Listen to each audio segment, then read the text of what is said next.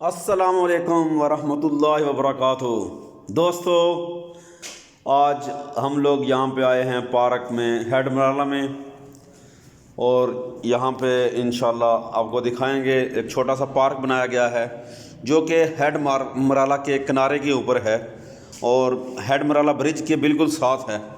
तो उसमें छोटे से पार्क में आपको इंशाल्लाह दिखाएंगे क्या क्या चीज़ें हैं यहाँ पे। तो चलें देखते हैं।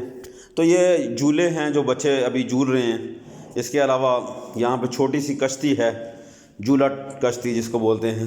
तो इसमें अभी झूला लेंगे सब दोस्त लोग।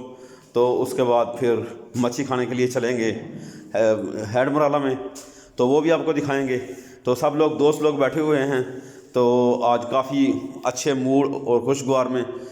तो आप देख सकते हैं इस वक्त कश्ती जो है वो चलना शुरू हो गई है। छोटी कश्ती, छोटा झूला है ये, इतना बड़ा झूला नहीं है, लेकिन फिर भी पार्क के अंदर इन्होंने एंटरटेनमेंट के लिए बनाया हुआ है। तो अभी झूला झूल रहे हैं दोस्त, आप इंजॉय करें।